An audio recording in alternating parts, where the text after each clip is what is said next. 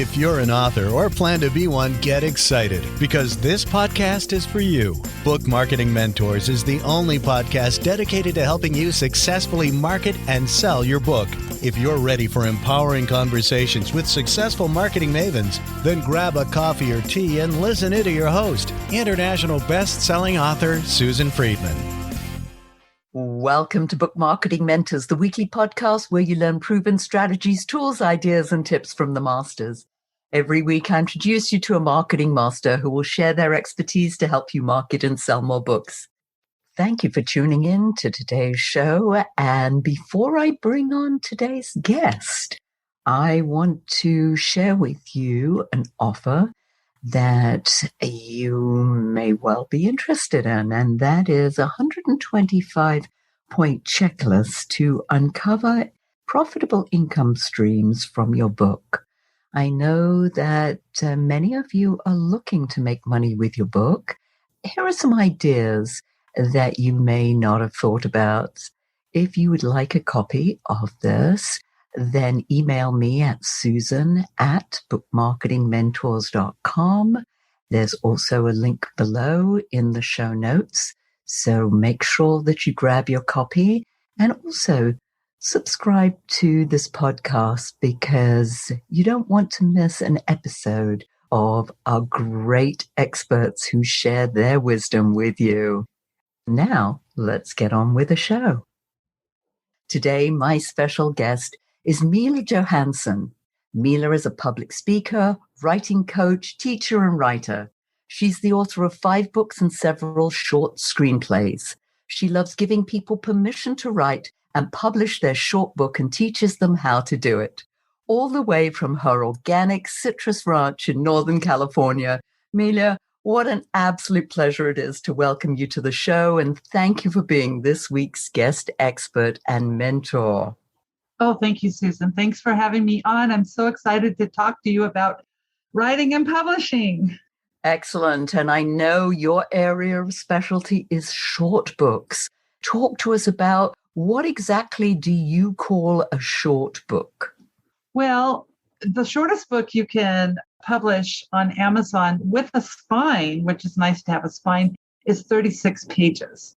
It can go anywhere up to 98 pages where you can get your name on the spine, or the comfortable 125 pages to 135 pages. What I'm trying to give people is permission to write their short book because many people are daunted by writing the long book. A lot of people come to my classes and they're like, oh, I can write a short book. I can do that. Then they can, especially entrepreneurs, they can use it to show expertise as a giveaway and maybe the outline for their longer book. I have one student now who was daunted by writing her longer book. So she came to my class. She's writing her short book. She's going to publish it. She's going to use it for the outline for her longer book. And she's going to sell it in between while she's doing the other book. That's fantastic. Talk to us a little bit more about this whole process. I mean, you talk about writing a short book in a day. Well, that to me is like, wow, that's exciting that I could write a short book in a day and then obviously, as you say, get it published. Talk to us more about that process. I teach a class, Write Your Short Book in a Day. It's 5 hours and we sit and we write together with prompts. And if you were really going to stick to the 36-page format, you could write it in a day because everyone really does know about their expertise, especially if you're writing about something you already know. If you could write your short book in 36 pages in a day or two, and then you can probably get it edited and get it published on Amazon in a week or two and have a book that you can use as your lead magnet, as a giveaway, to show expertise. The great thing is it's never been easier to self-publish. It's kind of like the Wild West out there right now. It certainly is. I mean, everything's possible. Self-publishing or publishing through a hybrid publisher like Aviva Publishing. Yes, it's easy. I remember the days, and I'm sure you do too, where you had to go to the traditional publisher and that you wrote these long book proposals, and maybe they did, maybe they didn't. I mean, I remember my first book was turned down 3 times before they accepted it. And then I sort of had to talk them into it because it was a subject that they weren't crazy about, but they went with it. And 450,000 books later, we were on a roll. They took a chance on me. Talk to us more about this and why you feel, many of our listeners, as you know, have already written a book and published it or in the throes of finishing up their book. Why should they write a short book as well as the longer book? Right now, there's a big study out that the more books you publish on Amazon, books beget sales. It's good to put out more. I have one mentor who he has put out 23 ebooks and 2 or 3 paperback books. Because he has so many books out, they feed each other and they sell. So I think that it's good to have a book that you can just use as a giveaway. And what I always suggest is to do all the formats, like do the paperback and then wait 3 or 4 weeks so that you get that book on people's shelves in their hands as a physical book, and then do your ebook after 3 weeks. After that, go in and try to get it into an audiobook, because audiobooks are really big right now and they're really selling. And then I also make all of my books, especially my short books, into a PDF that I can use for giveaways at summits and when I'm on podcasts. That is a real plus. People love getting gifts and I love giving them away. And sometimes I'll even a longer book, maybe 75, 98 pages. I might shorten it to 36 pages for my giveaway. A really good concept right now that I'm presenting is the short, medium, and long book. You can get 3 or 4 books out of one book. And I think that's exciting because I've done that with my plays. I've written 22 plays and musicals that circle the globe, and I've written them all to be short, medium, and long. Because I realized years ago that schools and theaters really can't do the long version. They need the short or medium. So now I'm cutting my own books down. And because of my experience with the plays, I can cut anything out and not care. Most writers can't do that, as you know, Susan. Yes, I mean, that's really hard. You're so close to it, and it's like everything is important. I don't know if I had to shorten my Riches and Niches book, How to Make It Big in a Small Market, I wouldn't know where to begin with that. Now, I could take individual chapters and make those maybe a short book, but taking the whole book and condensing it into a short version of that book, I'm not sure that I would know how to do that. There's some techniques or formulas that you use to make that happen. There's a really good way to help with that. It'll surprise you. It's Twitter. Twitter is great for writers. I went from 56 followers on Twitter to 8,000 in 9 months with a formula I have. The thing about it is Twitter is great because you can only have so many characters on there. Suddenly I take my and word and put a sign in, and I've really learned to condense my words down. You can read your books, like I could go through your book and say, okay, well, it's all good, but they will still understand the content and what you're saying, even if we take out this part. What I like to do is internal cuts. So internal cuts are a few words here, a few sentences here, not like a whole chunk. You can cut out whole chunks. And what you can do also is, like what you said, is put your most important chapters into a shorter book. You could do that. And you get better as you do it. And as I know, because I'm in many, many writers groups, most writers don't want to cut even one word out. And I'm sure you've run across that too. But it does make the book better in many ways. And what happened with me, I wrote my long play, then I cut it to medium and short. And then I'm reading the short and I'm like, oh my gosh, it still makes complete sense. I just didn't need all of that verbiage. There's a lot of different ways of attacking it. Yeah.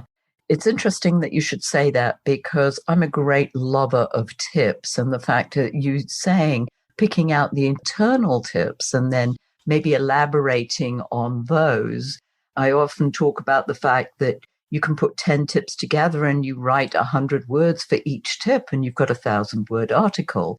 Whereas if you say, well, sit down and write a 1,000-word article, you were like, oh, I'm not sure where to start with it. But if you start with those 10 tips, for instance, and just write a short couple of sentences about them, boom, there you have it.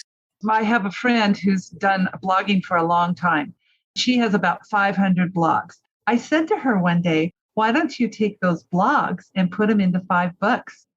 She could take her blogs on different subjects, put them into books, self-love, blah, blah, blah, health and wellness, blah, blah, blah.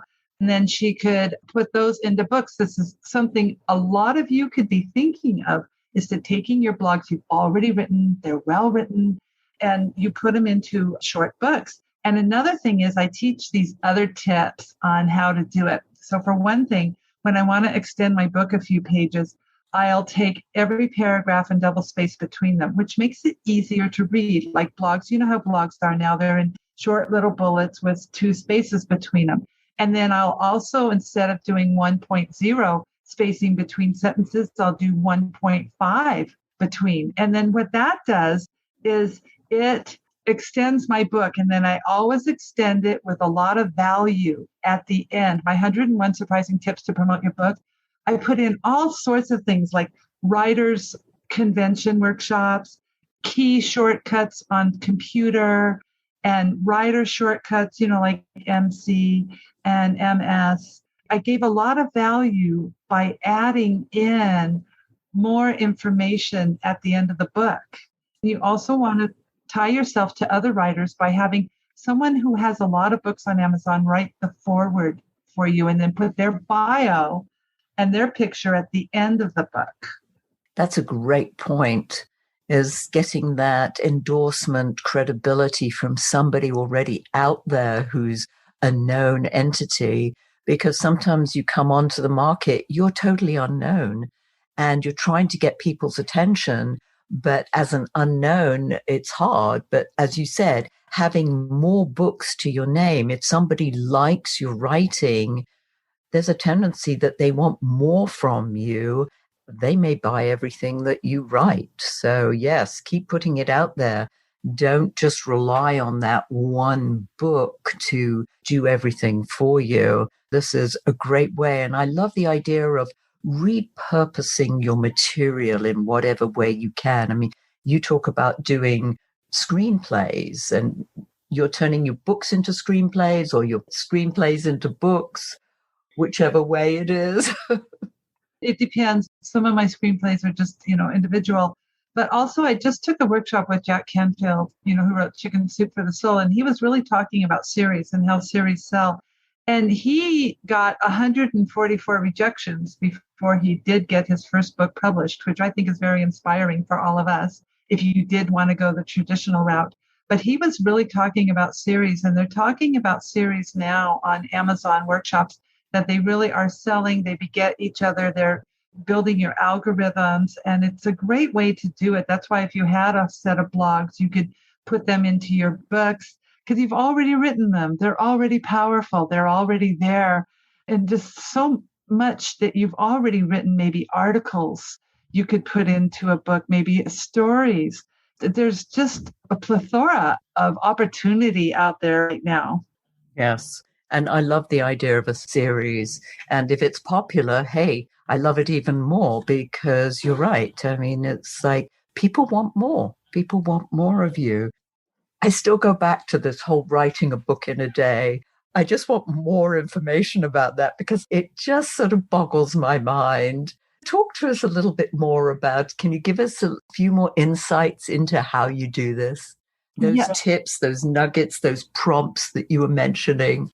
Well, the best way, I swear, to outline a book is to make a chapter list. You don't have to go by the chapter list, but what you do, and even maybe it's just bullet points, and you make that list. And it's almost good to go through when I first start the class, write your short book in a day. The first thing we do is we make a chapter list, because if you have a chapter list, you have an outline. And then the next thing we do is we write our first chapter. And it doesn't have to be the first chapter. It needs to be the chapter that you're inspired to write. Never feel you have to go from A to Z in a book. I often will start at the end if I'm inspired, or the very middle if I think of a certain costume, or it doesn't matter. You just need to keep writing. In fact, the big mantra going around the writer's world right now is keep your butt in the seat. 20 minutes a day is all we ask. And I even say to people 5 minutes a day. And I've said that for the 30 years I've been teaching this. And this week, Susan, I found the most beautiful quote to corroborate what I've been saying. And my students were like, because I got a chance to tell them. And Toni Morrison, the author, there's a quote that she wrote 5 minutes a day for her first novel because that's all the time she had raising children. So I put that straight into my book because it made the point of what I've been saying all these years. And some of my students, they just were like, wow. And it works because if you wrote 20 minutes a day, that would add up to a book. It doesn't have to be this huge, long thing you do every day because, a lot of people won't go to the gym unless they have an hour or two. Well, I'll stop my car, go on the treadmill 20 minutes, get back in my car and go on my way. So I feel the same way about writing. But the main way to start your book is to make a chapter list. And then you kind of have an outline. Now you can change your chapter list. And I try to make really perky subjects for my chapters to make them interesting. Like, am I a dog whisperer? From my last book came out, A Dog's Best Friend. I wrote that book. It's a short book. I wrote it in my own classes that I teach, write your short book in a day, because during that 20 minutes that everybody's writing, I write. And the next book I'm writing tips on homeschool because I homeschooled my daughter all the way through because people really need that right now while they're staying home. So I write too in those classes, and I've written 2 books in those classes. A lot of my students come back every time I teach write your short book in a day because it's a dedicated time that they know they're going to get something written. Hardly anyone sticks to the idea of 36 pages. They want to write something longer. But if you did stick to 36 pages, you would finish it in that day. You've said a couple of things that I picked up on that really were really critical, and that is to start writing what inspires you, because having to sit down and write, well, now let's start with chapter 1. It's like, well, where do I start? It's the hardest thing is getting started. And if you start with something you're excited and inspired by, wow, you could just keep going. Yes, I think that's really important. And I love the idea of 20 minutes a day. I used to, for my first book, I did 2 hours in the evening, which was my best writing time, which now is morning because my whole circadian clock has changed as I got older. But I had to write at least 2 pages a day to be happy before I would finish. And sometimes those 2 pages were agony. And sometimes I got them done just like that in no time at all. And I had this sign on my desk that said bum glue. I had to keep my bum glued to my seat the whole time. Good. Mila, our listeners love talking about more listening and avoiding and hearing about mistakes. Talk to us about some of the biggest mistakes that you find authors make in this kind of environment. I always start every class with a statement by Barbara Kingsolver. Give yourself permission to write a bad book and then work on it till it's a really good book. And that is mainly what I'm giving permission to people is get going, just start. There are no mistakes. We have editors. We can get it done. And it's funny that you said just start because I've had many articles written about me over the years, and they always end up titling them, just start or just do it, because that's always what I say. And we're going to make lots of mistakes. I think the biggest mistake you could make is not starting. And that's the thing about starting where you're inspired, because sometimes you might start in the middle with the chapter that's going to be in the middle. And even then, you don't really need to list your chapters. It's just more like your ideas. But when I did my chapters for my dog book, they all turned into a chapter. And then I rearranged them till they worked. If you start in the middle, I feel like we're in this paper bag and we've got to work our way out. I start where I'm inspired, but then I go, oh, but now I could do the other chapter because I get it. And if you're writing about something you're going to be so surprised how fast it just comes out on the page.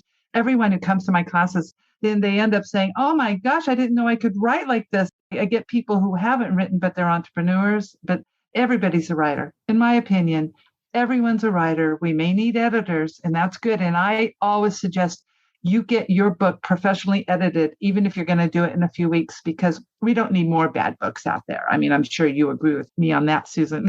Oh, 100%, 110%, 120%. Absolutely. I mean, all my authors through Aviva Publishing, their books have to be professionally edited, whether it's by one of the editors I recommend or somebody they've worked with, but they've got to be a professional editor because you're right. There's nothing worse than buying a book that is so badly written and not edited. There's spelling errors, there are grammatical errors. Drives me crazy. I want my money back if I have that situation.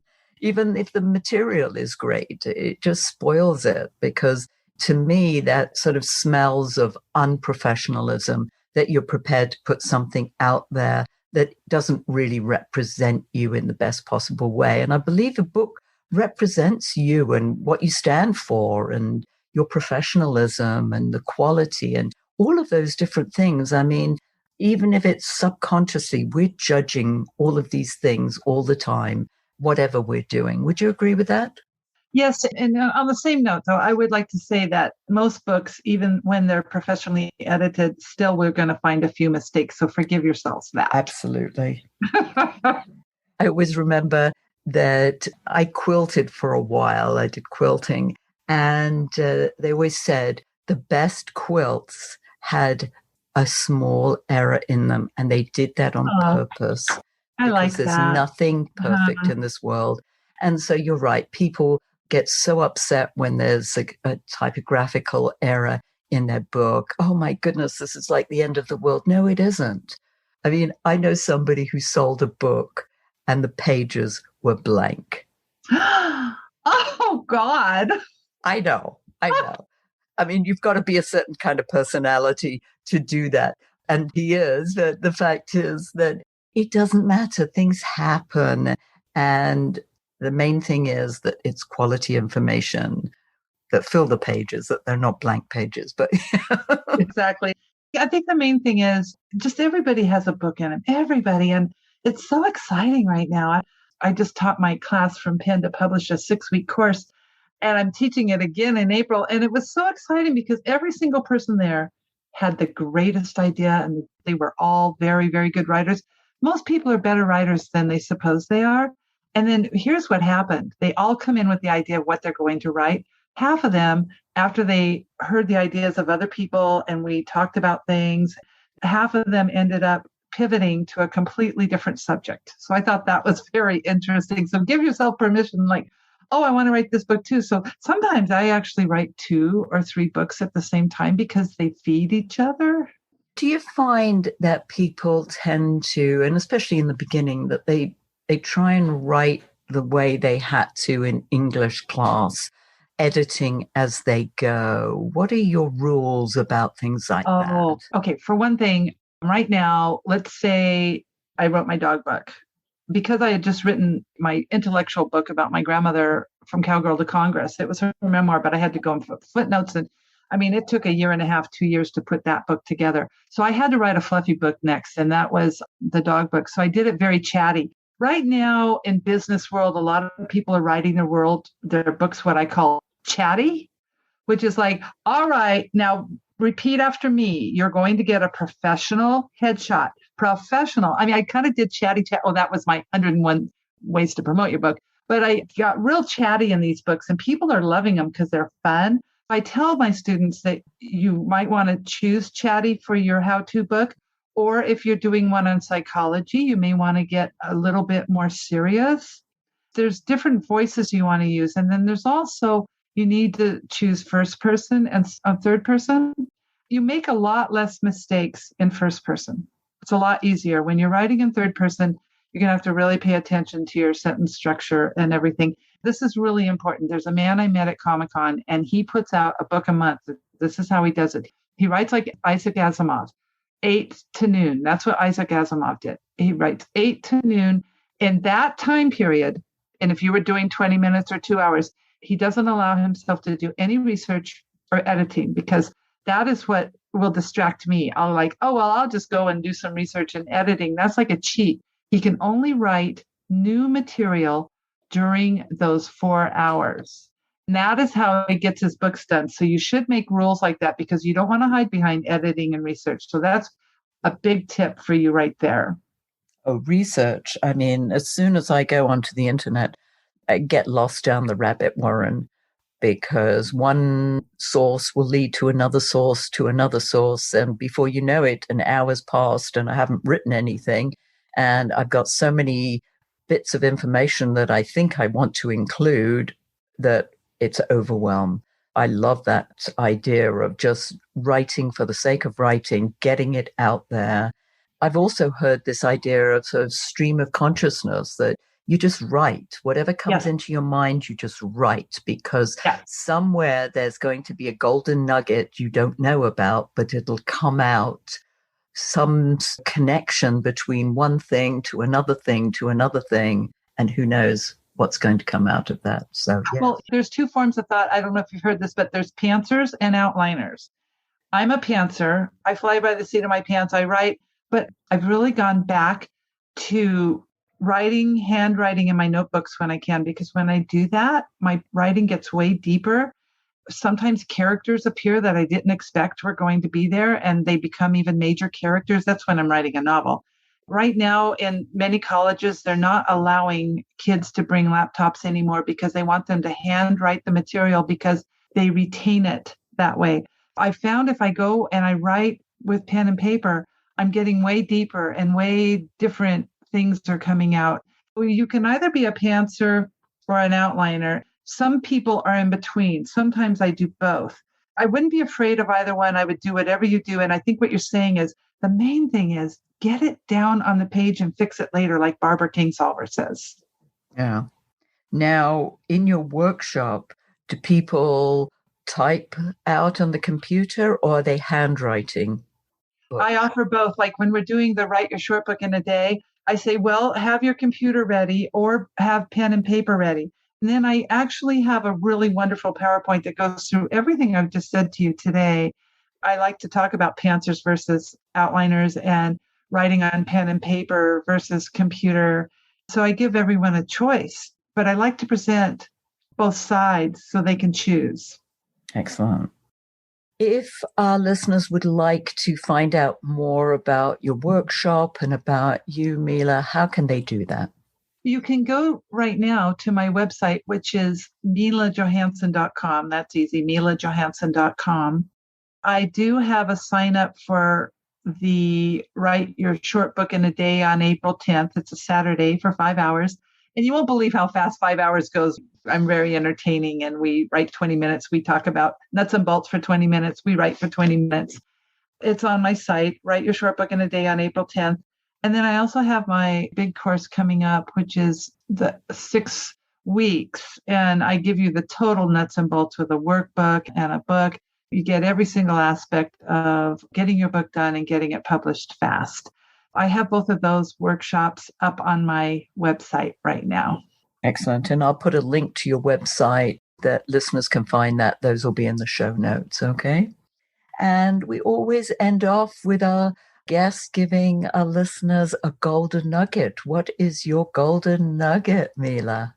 I like to always say to people that no matter who you are or what's ever happened to you or where you've been, you can become anything you want.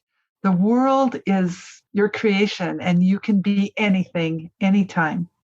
Especially in a short book. I love it. Thank you. You've been wonderful sharing your wisdom. So thank you so much. And thank you all for taking time out of your precious day to listen to this interview. And I sincerely hope that it sparks some ideas you can use to sell and write more books. Here's wishing you much book and author marketing success. And before I sign off completely for today, remember the 121-point checklist to uncover profitable income streams for your book. Email me at susan@bookmarketingmentors.com. It's in the show notes as well, the link. Get your copy. See you next week. The time is now to take action and finally build your book-selling empire. And the great news is that Susan is here to help you. Visit bookmarketingmentors.com and sign up for a free 15-minute book marketing strategy session with Susan. She'll help you discover your first steps to marketing and selling your book. Only those who take action are rewarded, so visit bookmarketingmentors.com, and we'll see you again next week.